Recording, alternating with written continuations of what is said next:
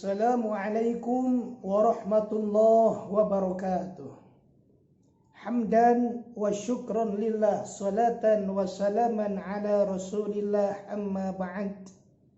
Dewan Hakim yang saya hormati, hadirin wal hadirat yang saya cintai. Difirmankan oleh Allah Subhanahu wa taala di dalam surah As-Saffat ayat 102. Falamma balagha ma'ahu sa'ya, maka tatkala Nabi Ismail alaihi salatu wassalam sudah meranjak dewasa, artinya sudah bisa membantu pekerjaan dari orang tuanya. Nabi Ibrahim saat sedang berkunjung ke kota Mekah Al-Mukarramah, karena Nabi Ibrahim punya dua keluarga. Nabi Ibrahim alaihissalatu wassalam bermimpi, di mana mimpinya itu adalah menyembelih putranya sendiri, yaitu Nabi Ismail alaihissalatu wassalam. Karena beliau adalah seorang nabi utusan dari Allah Subhanahu wa taala, maka mimpi para nabi itu adalah wahyu dari Allah Subhanahu wa taala, sebagaimana sabda Rasulullah sallallahu alaihi wasallam, ru'yal anbiya wahyun, mimpinya para nabi itu adalah wahyu dari Allah Subhanahu wa taala. Kalau kita bukan. Akhirnya Nabi Ibrahim alaihissalatu wassalam menyampaikan kepada anaknya, qala ya bunayya inni ara fil manam anni azbahuka fangtur madza tara. Wahai anakku, Nabi Ismail alaihi salatu wassalam, sesungguhnya aku menyaksikan dalam tidurku, sesungguhnya aku menyembelihmu. Maka lihatlah apa pendapatmu mengenai hal ini. Apa kata Nabi Ismail? Qala ya abatif alma tu'mar satajiduni insyaallah minas sabirin. Wahai ayah andaku Nabi Ibrahim, lakukanlah apa yang Allah Subhanahu wa taala perintahkan kepadamu. Jadi tahu ini adalah perintah dari Allah Subhanahu wa taala. Dan kelebihan Nabi Ismail pada saat itu mengatakan, kau akan mendapatiku ayah dalam melaksanakan perintah Allah ini. Insya Allah aku termasuk orang-orang yang sabar.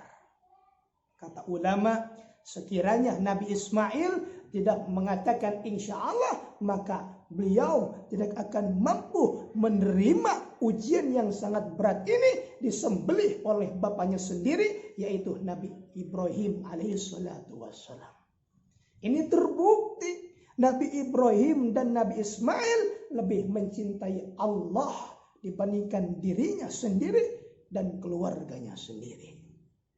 Singkat kisah, pada tanggal 10 Zulhijjah, Nabi Ismail dibawa oleh Nabi Ibrahim alaihissalatu wassalam ke daerah Mina. Saat itu salah satu bukit. Ketika itu Nabi Ibrahim alaihissalatu wassalam sudah mempersiapkan pisau yang sangat tajam agar si anak tidak merasakan beratnya disembelih. Adapun iblis berusaha menggoda Nabi Ibrahim alaihissalatu wassalam agar tidak jadi melaksanakan perintah Allah tersebut. Tapi Nabi Ibrahim melemparkannya dengan batu. Kemudian iblis menggoda Siti Hajar, istrinya Nabi Ibrahim, dilemparkan lagi dengan batu. Kemudian menggoda Nabi Ismail, dilemparkan lagi dengan batu. Hingga bagi para jamaah haji, kalau datang menaikkan ibadah haji, ada satu kewajiban, yaitu melontarkan 3 jamarat. Itu adalah apa yang pernah terjadi pada keluarga Nabi Ibrahim alaihissalatu wassalam.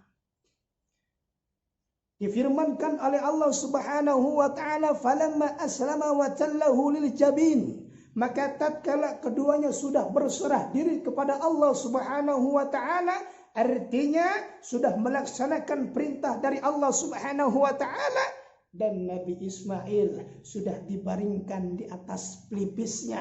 Bahkan ada riwayat yang mengatakan disembelih di belakang leher. Bahkan ada banyak riwayat yang mengatakan penyembelihan pertama tidak mempan. As-sikin la taqtu, pisau tidak mampu menyembelih Nabi Ismail atas izin dari Allah Subhanahu wa taala, sebagaimana api tidak bisa membakar Nabi Ibrahim alaihissalatu wassalam atas izin dari Allah Subhanahu wa taala. Artinya apa? Api, pisau, virus, penyakit tidak akan membahayakan diri kita atas izin dari Allah Subhanahu wa taala. Oleh karenanya kita kudu banyak bertawakal kepada Allah Subhanahu wa taala. Singkat kisah, begitu Nabi Ibrahim alaihissalatu wassalam tidak mempan menyembelih Ismail dari arah belakang lehernya, dirubah lagi sebagaimana menyembelih hewan kurban. Nabi Ibrahim memejamkan matanya, tidak bisa lagi. Disuruh memelekkan kedua-dua matanya, tidak bisa lagi. Nabi Ibrahim memelekkan matanya, Nabi Ismail memelekkan matanya, tidak bisa lagi. Ini ujian yang berat dari Allah Subhanahu wa taala, sampai di mana keduanya cinta terhadap Allah Subhanahu wa taala. Subhanallah. Akhirnya Allah Subhanahu wa taala menurunkan seekor domba dari al-jannah, dari dalam surganya Allah Subhanahu wa taala, untuk disembelih, untuk menggantikan Nabi Ismail. Dibatalkan penyembelihan terhadap Nabi Ismail, diganti dengan seekor domba dari dalam surganya Allah untuk disembelih oleh Nabi Ibrahim alaihissalatu wassalam. Kata Allah Subhanahu wa taala, kami abadikan untuk Nabi Ibrahim di kalangan orang-orang. Kemudian artinya apa? Kita diperintahkan oleh Allah Subhanahu wa taala agar senantiasa memperingati peristiwa Nabi Ibrahim dan Nabi Ismail untuk menyembelih hewan kurban. Subhanallah. Mungkin hanya ini saya sampaikan. Wassalamualaikum warahmatullahi wabarakatuh.